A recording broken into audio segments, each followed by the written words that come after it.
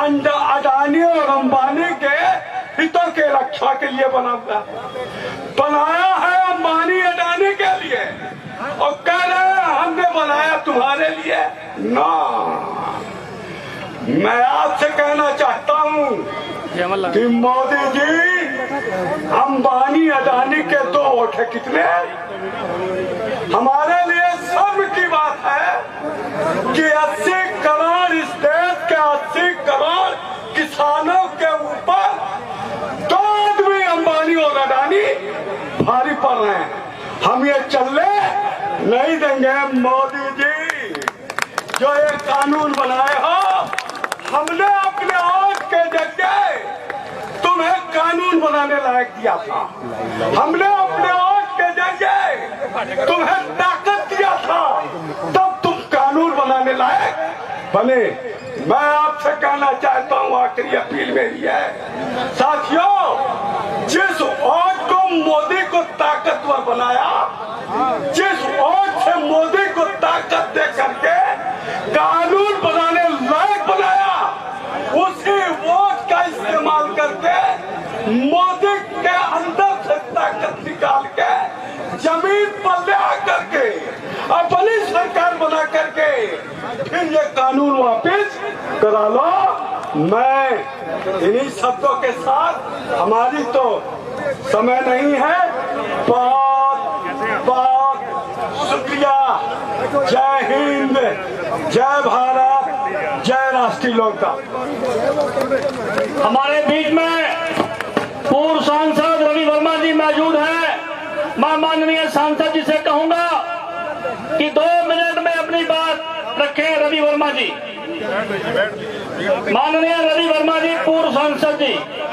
किसान एकता, किसान एकता, किसान एकता, जय चौधरी, जय चौधरी। धन्यवाद भाई मंजीत सिंह जी। नगर की पवित्र धरती पर एक बड़े परिवर्तन के लिए यहाँ पर इकट्ठा हुए मेरे सभी क्रांतिकारी साथियों, किसान भाइयों, मजदूर भाइयों और बहनों, और आज जिन्होंने मुख्य अतिथि बन करके हम सभी लोगों का सम्मान बढ़ाया है, आदरणीय जयंत चौधरी जी और मंच पर उपस्थित सभी सम्मानित हमारे नेतागण। 3 महीने से ऊपर हो गया है,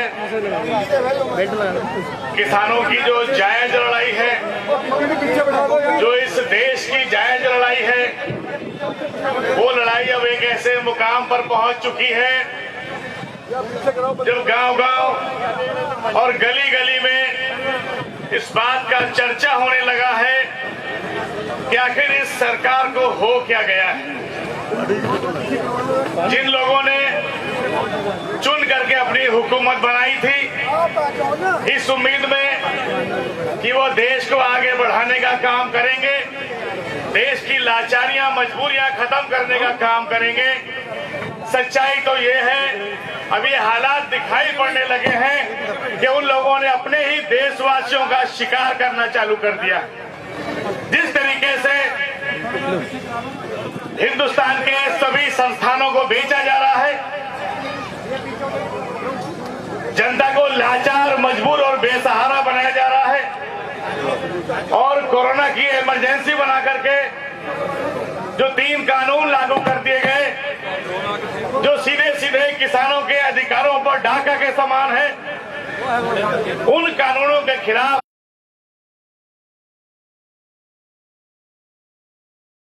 चलाया जा रहा है। हम आपको अवगत करा दें कि आज भारत के ऊपर 168 लाख करोड़ रुपए से भी ज्यादा का कर्जा हो चुका है, और भारत सरकार का बजट केवल 34 लाख करोड़ रुपए का है। ये साफ जाहिर हो चुका है, ये कर्जा सरकार की नीतियों के कारण कभी पूरा चुकाया नहीं जा सकता। तो हालत ये बन गई है कि गोरों के इशारे के ऊपर जो हमारे वर्ल्ड बैंक के लोग हैं, उनके इशारे पर ये कानून बनाए गए हैं जिससे कि हिंदुस्तान की खेती और हिंदुस्तान की रोटी अब बंधक बनाई जा सके। सम्मानित साथियों, हम आपको बता दें कि जो सरमाएदारों के सहारे चलने वाली हुकूमतें होती हैं वो जनता के आंदोलन से बहुत डरती हैं, वो जनता के सामने आना नहीं चाहती।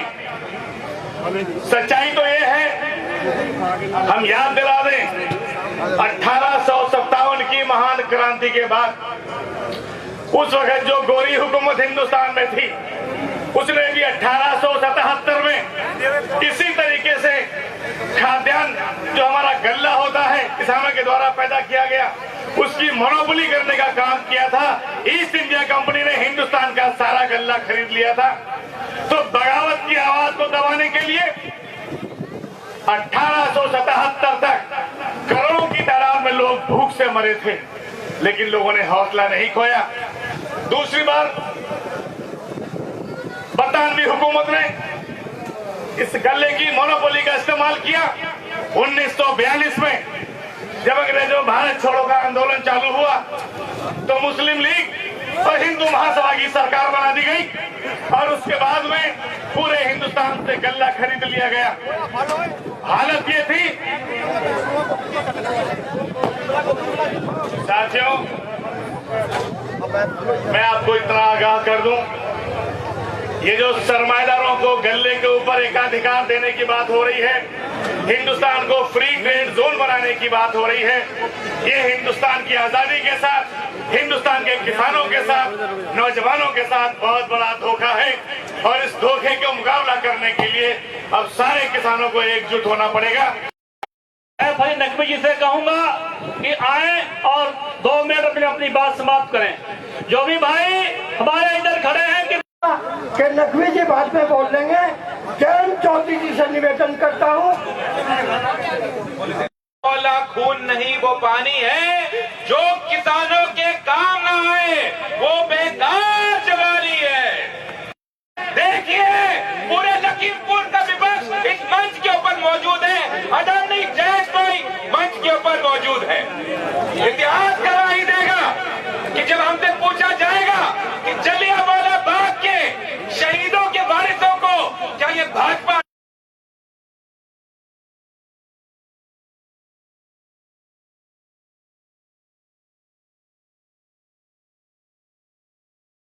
इस कौम की कुर्बानियां सिख भाइयों की जो इतिहास दिखा जाएगा उसमें आपको नाम जो है वो अंकित होगा।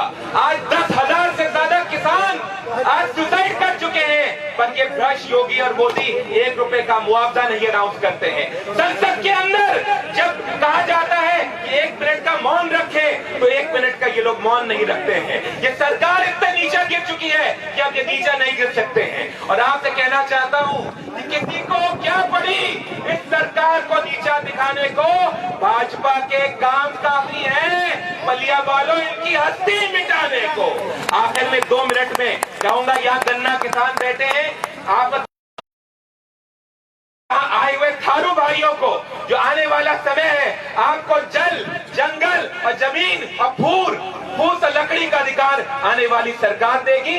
और यहाँ पे सिख भाइयों को दादा ने कहकर 1 मिनट में आपसे कह दूंगा, आंधी संग अब तूफान आ रहे हैं, मोदी होशियार हो जाओ, अब हक लेने पलिया के किसान आ रहे हैं। वाहेगुरु जी का खालसा, वाहेगुरु जी, जय जवान, जय जवान, जय हिंद। अब समय कम होने के कारण आज के मुख्य अतिथि चौधरी चरण सिंह जी, जो इस देश के किसानों के, मजदूरों के मसीहा, इस देश के पूर्व प्रधानमंत्री, उनके पौत्र हमारे बीच में हैं, पूर्व सांसद आदरणीय जयंत चौधरी जी से अनुरोध करूंगा कि आप आए और ग्राम शारदा क्षेत्र संपूर्ण नगर पालिका की जनता को संबोधित करें। चौधरी साहब, मैं एक बात बताना चाहता हूं कि आप जिस रास्ते से आए हैं आपने पुल देखा होगा। ये हालत इस क्षेत्र की जनता की है। तनारा घाट पे पुल नहीं है, ये कटान पीड़ित लोग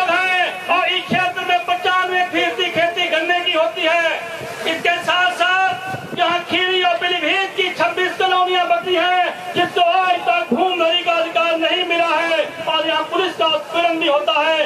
इन्हीं बात से मैं आपको आमंत्रित करता हूँ कि आप जनता को संबोधित करें।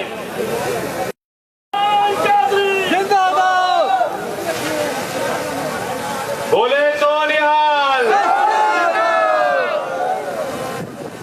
मेरा सौभाग्य है आज किसानों की इस वीर भूमि पे मैं आया हूँ, आपकी फसल देखते हुए आया हूँ, आपकी मेहनत दिखाई देती। इस क्षेत्र ने किसानों ने अपने फसल को तैयार करने में, खेत तैयार करने में बहुत मेहनत की है, संघर्ष की है। अभी पुल की चर्चा हो रही थी, जंगलों के बीच से निकाल के आपने रास्ते अपने ढूंढे। सरकार जो लखनऊ दिल्ली में घोषणा करती होंगी, मुझे नहीं लगता कि उन योजनाओं का लाभ यहां दूर दराज के क्षेत्रों में आता है, नहीं पहुंचता हो। खुद आपने पसीना बहाकर, कुर्बानियां देकर अपने अस्तित्व को बचा के रखा है, अपने मान सम्मान की लड़ाई लड़ी। मैं नमन करता हूं और आप ही के पूर्वज, हमें याद रखना चाहिए 2 दिन पहले उनकी जयंती थी, सरदार अजीत सिंह जी। मैं उनका भी विशेष नमन करना चाहता हूं और उस संदर्भ में हमें उन्हें याद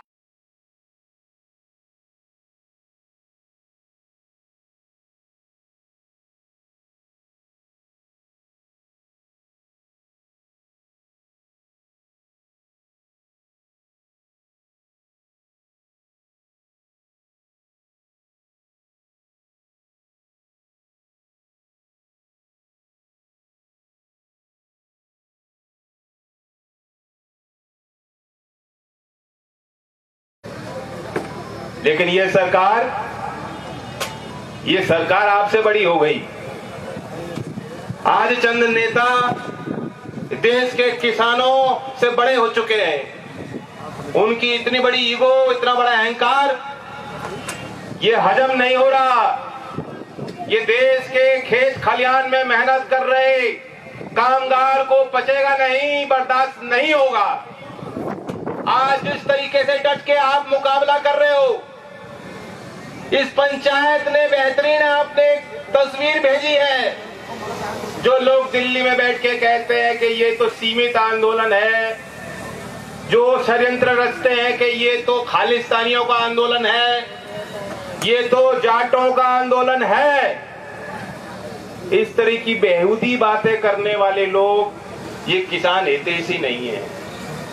जब किसान संगठित हो रहा है, सिर्फ मतदाता नहीं बनके अपनी सरकार से सवाल पूछ रहा है, जो कि नागरिक का हक और अधिकार होता है, तब इन लोगों को मिर्ची लग रही है, न डर दिख रहा है, न खौफ। इनकी रात की नींद उड़ाने का काम इस किसान आंदोलन ने किया। और मैं बताऊं अब हालात कैसे हो गए हैं, ये हमें बांटने की कोशिश करेंगे, इन्हें और कोई रास्ता नहीं। मुजफ्फरनगर के सोरम गांव में गए, जिन नेताओं की दिल्ली में क्लास लगाई गई, उन्हें कहा गया तुमसे नेता नहीं समझ रहे, वोट तुम्हें नहीं मिली, मोदी जी को मिली है, जाओ षड्यंत्र रचो। सोरम गांव है, मुजफ्फरनगर का मजबूत गांव है। पहले भी वो गए गांव में, वहां भी लोगों ने कहा किसान एकता जिंदाबाद। सोरम गांव में गए, वहां भी वही नारा चला। और फिर उन्होंने अपने गुंडों को खुली छूट दी कि मुकाबला करो। अब किसानों को गांव में घुस के मारा जाएगा? क्या इतना बड़ा अपमान आप सहोगे? हरियाणा के कृषि मंत्री कहेंगे कि किसान, जब उनसे पूछा गया किसान मर रहे हैं, शहीद हो रहे हैं, कुर्बानी दे रहे हैं,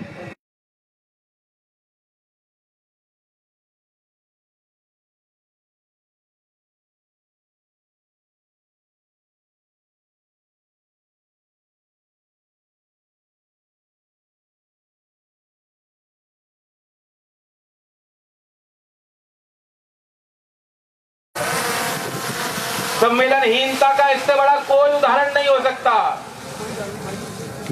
आप जानते हो कि रोज देखने पड़ते हैं, आपको दुख दर्द बांटने पड़ते हैं। कोई भी आदमी जाएगा, मैं एक राजनीतिक आदमी की हैसियत से जाता हूं गांव में, क्षेत्र में, कई बार मैं आपको उदाहरण दे रहा हूं।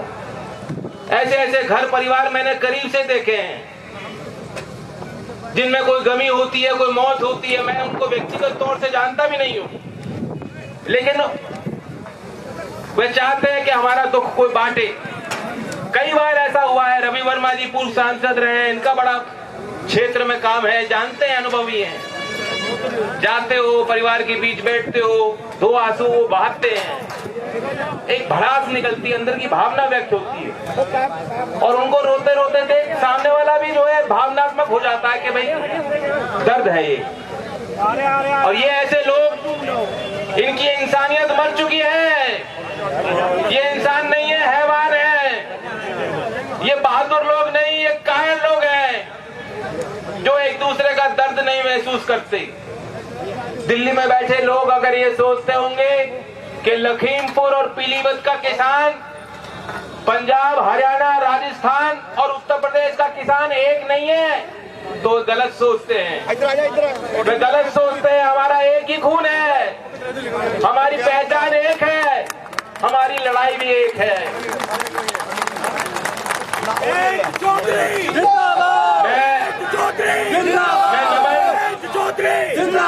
मैं नमन करना चाहता हूं और नाम लेके बताना चाहता हूं, जानकारी भी देना चाहता हूं आपको। 80 साल के उन किसानों का नमन करता हूं। गुरमुख सिंह का, पंजाब के हैं, 80 साल के, 22 साल उन्होंने आर्मी में दिए हैं देश के लिए। मोदी जी तो कह देते हैं मैंने जीवन खपाया है। जीवन खपाया नहीं जाता, जीवन तो जिया जाता है। जीवन को जीने को खपाना नहीं कहते हो। खपाने का मतलब जो खर्च हो। बताओ, सही बात है, हिंदी का ज्ञान जिसको हो वो जानता है। जीवन को खपाया नहीं जाता, जिया जाता है, एक एक पल। अब गुरमुख सिंह जी ने जीवन जिया है, आज भी वो जी रहे हैं। वे गुरमुख सिंह दिल्ली में, बुरारी में, जहां किसान बैठे थे उनकी सेवा कर रहे हैं, लंगर लगा रहे थे। 3 बार युद्ध लड़ा है उन्होंने, 62, 65, 71 की लड़ाई लड़ी है। 22 अवार्ड जीते हैं, मेडल जीते हैं। उनको दिल्ली पुलिस ने अमित शाह जी के इशारे पे, गृह मंत्री के इशारे पे लाठी मार मार के जेल में 15 दिन के लिए जेल में बंद कर दिया। बताओ, ये बहादुरों का काम है या कायरों का काम है? जो किसान पे हाथ उठाएगा, जो सरकार का नौकर, वर्दी पहनने वाले हमारे पुलिस में भाई है, मैं उनको भी कहना चाहता हूं, ये कोई ऑर्डर नहीं होता, ये अनैतिक ऑर्डर है। ऐसे ऑर्डर को आप भी रिजेक्ट करो। आपने संविधान पे शपथ ली है, सेवा करने की शपथ है। मैं परसों बस्ती में पंचायत करके आ रहा हूं, वहां भी अपने आप ही लोग आ रहे हैं। यहाँ भी जो है पंचायत का रूप में देखकर प्रसन्न हूँ। पंचायत में आदमी खुद आता है, स्वतः आता है।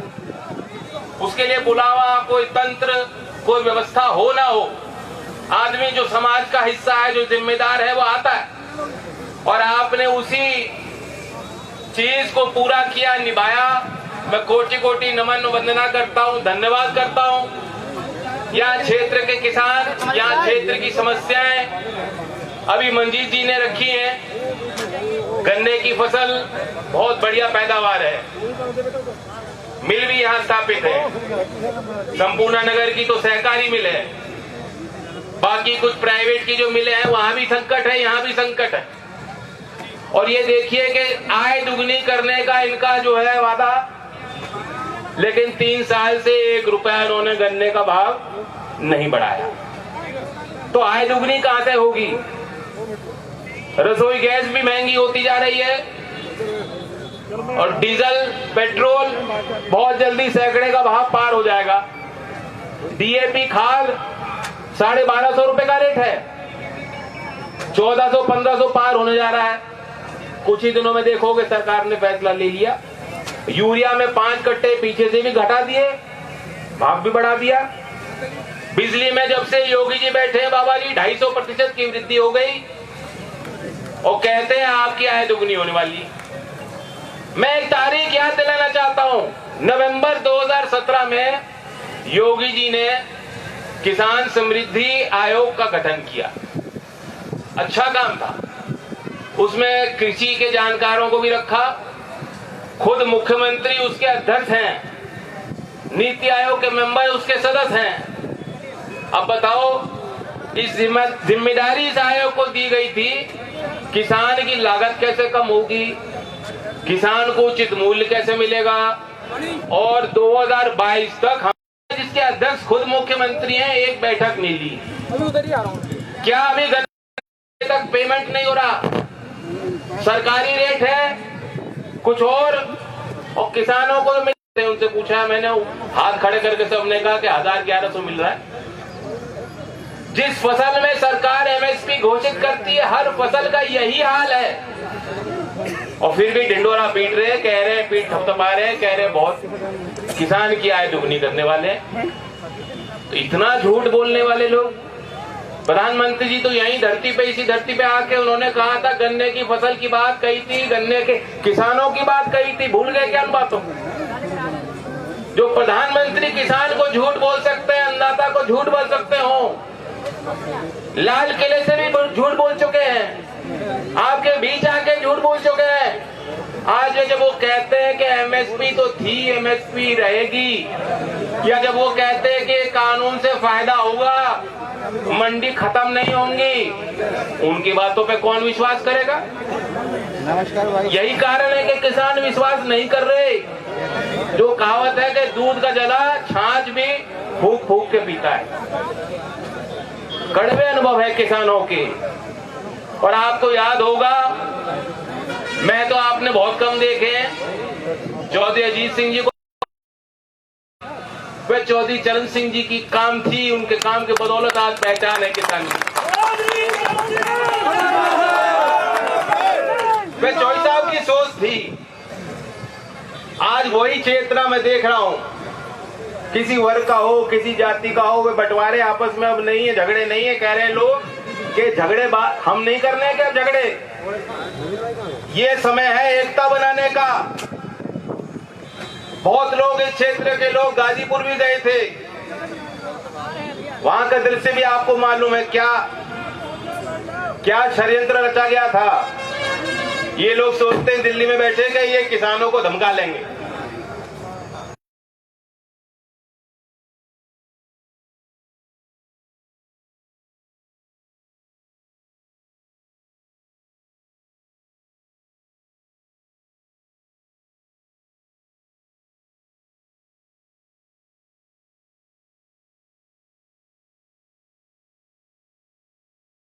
गिनाना चाहता हूं, हम लोग भूल जाते हैं।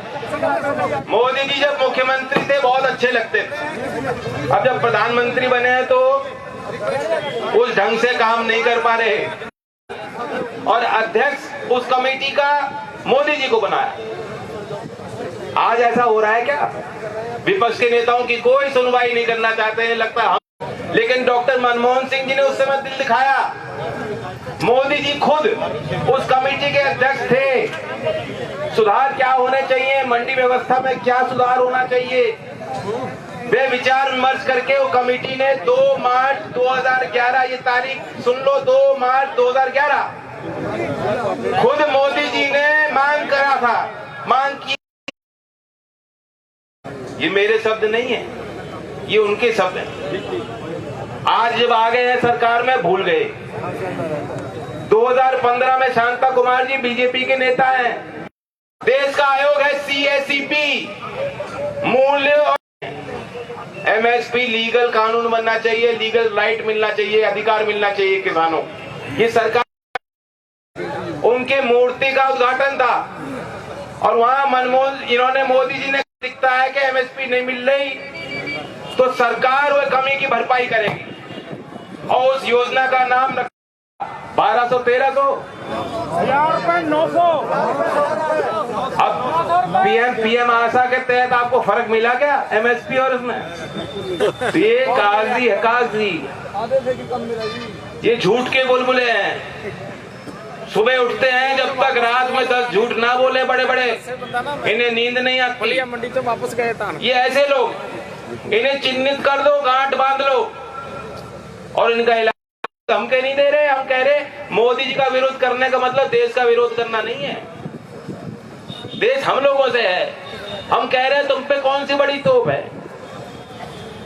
गांव के लोग सब कुछ देखते हैं। गांव के लोग, वहां सीमा पे लोग खड़े हैं, आपके भाई खड़े हैं, तिरंगे से लिपट के लौटते हैं वो शहीद होकर।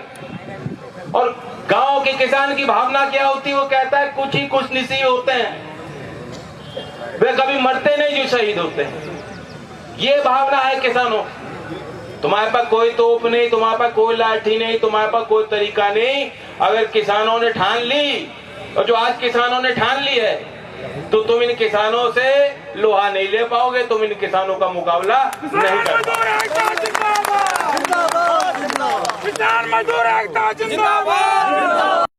अकेले नहीं हो, सरकार के रहमो करम पे नहीं हो, किसी अदानी अंबानी को हम आपको बेचने नहीं देंगे। आपकी जमीन का सौदा आपके साथ चल रहा है।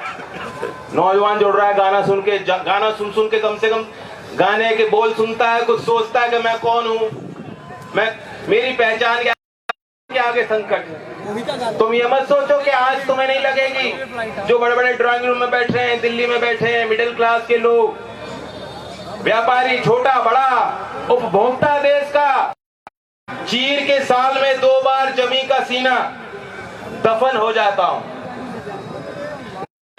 भूख वहां से हट जाए। ये किसान के लिए उन्होंने शब्द लिखे हैं, मैं उनका भी नमन करता हूं और उपस्थित सभी जनता का धन्यवाद करता हूं। संसद में आज किसान की जिन्होंने शहादत दी है उनकी बात करो तो सरकार जो है हड़कंप में आ जाती है, कहती है तुम अपमान कर रहे हो संसद का। लेकिन एक प्रस्ताव यहाँ बैठे बैठे था, अगर सब लोग सहमत हो, जो पंचायत है, पहले तो पंचायत ये निर्णय ले कि हम सब इसलिए आए हैं, ये हम संदेश देना चाहते हैं दिल्ली लखनऊ को, किसान एकजुट है। जब तक ये कानून वापस नहीं होंगे, आंदोलन समाप्त नहीं होना चाहिए। ये फैसला यहाँ अगर आप सहमत हो हाथ उठा के बता दो। एमएसपी भी किसान को नहीं मिल रही है। एमएसपी के लिए कोई कानून बने, कोई व्यवस्था बने, सरकार की जिम्मेदारी बनती है। सहमत हो तो हाथ उठाओ। हमारे गुरमुख सिंह जैसे बहादुर किसान, वह वरिष्ठ नागरिक, पत्रकार, जिनके लेखन से किसानों को हिम्मत मिल रही है, उनके विरुद्ध अनैतिक कार्रवाई करने वाली सरकार का विरोध करने के लिए पंचायत सहमत है तो हाथ उठा दे। वही समापन हो जाएगा।